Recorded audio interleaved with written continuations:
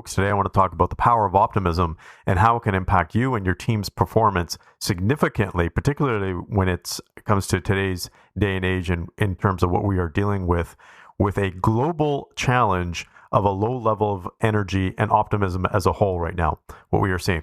So optimism can be your superpower, absolutely. From my research and the work that we have done with a significant amount of business professionals, what we have identified, so not only in our research, but other research that's also done in performance, psychology, and other particular fields as well, optimism has been identified as one of the top traits for a high-performing individual. From our research, it is the number one trait for a high-performing individual and the number one trait for a high-performing team. In particular, here's what they've showed having a certain level of optimism does for an individual. This is really, really cool what the research shows. The research shows that individuals who have a higher level of optimism really outrank individuals in three particular areas. Now, there's other areas as well, but I want to share this because this is important for you as a business professional. Number one, job performance. So by having a higher level of optimism and a consistent level of optimism, those individuals have performed better on the job. Okay, so that's the first one. The second one is skill attainment or skill development. What that means is the ability for that person to grow their skills actually increases when they have a certain threshold or a higher level of optimism compared to those individuals that have a lower level of optimism or actually are just missing out on optimism completely.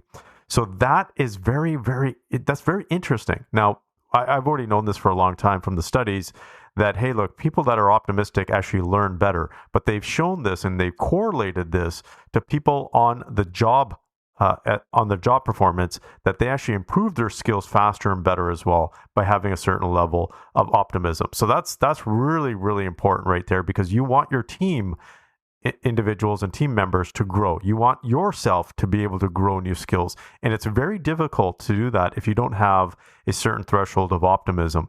What happens is there's a direct correlation between optimism and creativity. And what the science has shown is that you cannot be creative if you are, and particularly what we call divergent thinking, if you are in a state of negativity or if you don't have a certain level of optimism. What that means is individuals that aren't high in optimism don't have the same level of creativity compared to those individuals who do. So optimism creates creativity, and creativity is also very important when it comes to learning.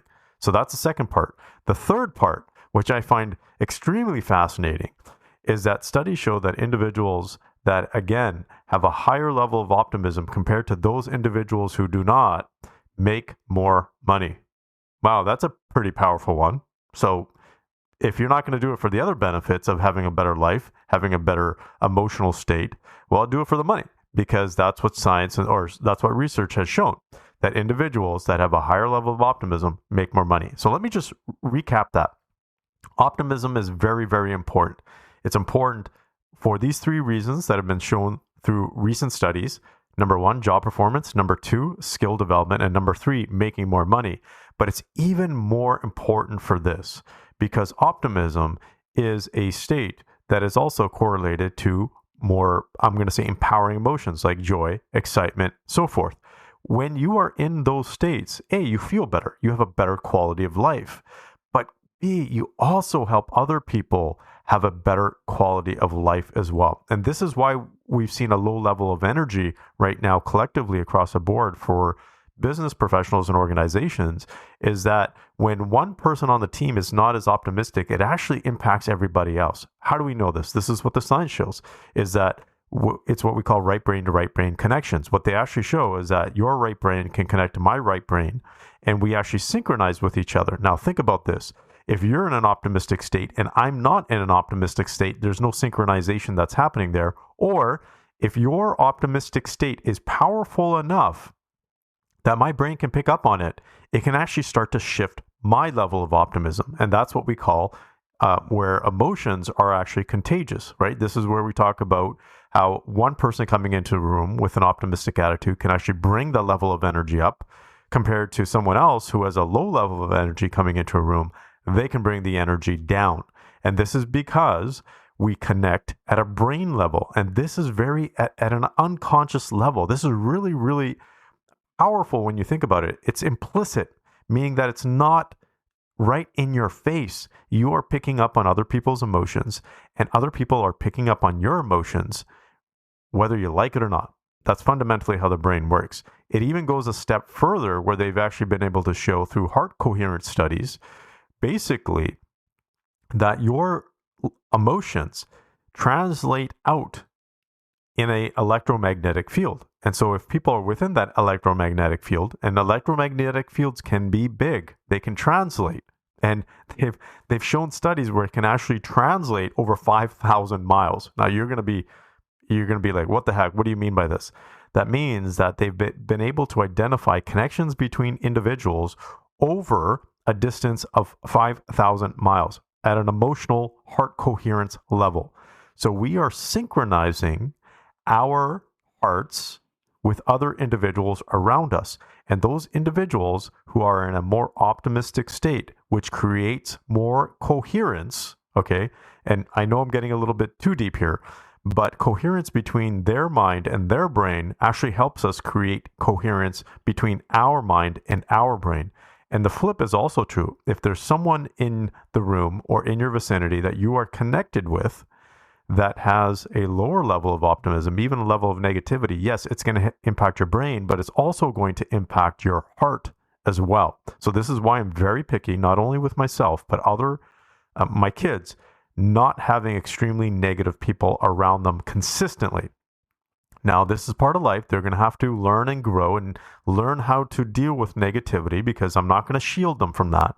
But I'm very sensitive, because if they're exposed to negativity over a long period of time, I do know the effects of that, because it's shown that their brains will connect with other people's brains and their hearts will connect with other people's hearts. So I will want them to connect with people who are more optimistic, because those people live better lives fundamentally. So now let's translate this back into the workplace. Let's translate this back into you as a leader. As a leader, it's our responsibility to maintain, or I shouldn't say maintain, help maintain the health of our teams. And the health of our teams is not just their physical health, it's not just their mental health, it's the health of how they interact and operate within each other. Yes, the individuals on the team are responsible for the health of the team as a whole.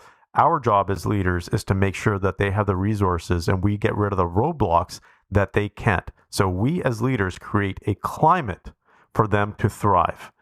And that climate needs to include optimism. And it's also our responsibility to ensure that if there is someone on our team who over a long period of time consistently has not demonstrated a certain threshold of optimism. Now, every organization is different. Every team is different. Teams are going to have a different threshold of optimism. For example, your sales team may have a higher level or higher threshold of optimism than your collections team, for example, right? If you have a collections team that's collecting on accounts payable or accounts receivable, I should say, that's going to be different, right? You want your sales team to have a higher level of optimism. Now, if you have an innovation team, you may need them to have an even higher level of optimism. And I would highly recommend that because you want them to be creative. Again, optimism and positive emotions are tied to higher levels of creativity. So take a look at what you would need or what that team needs in terms of a basic threshold of optimism for that team to be healthy. And you may not even know what that threshold is.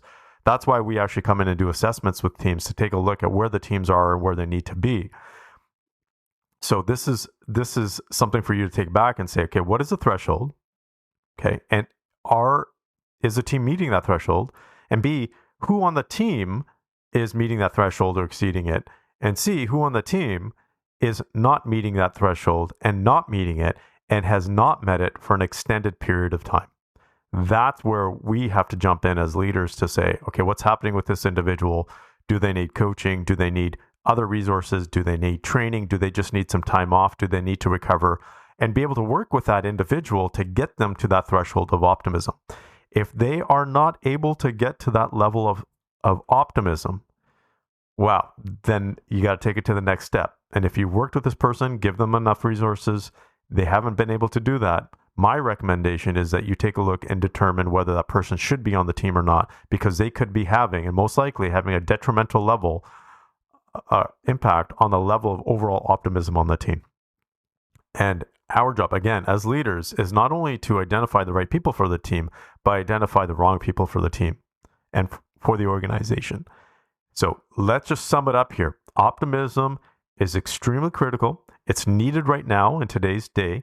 It is important for three particular reasons, which is job performance for yourself and others. It's important for skill development, but it's also important for making more money. And the fourth element, which is, I'm going to say it's fundamental, it's not even a bonus, it's you're going to live a better life by being more optimistic. The people around you are going to live a better life when you are more optimistic, and they are more optimistic. And society as a whole, we're going to live better lives. And this is what we need in our community today.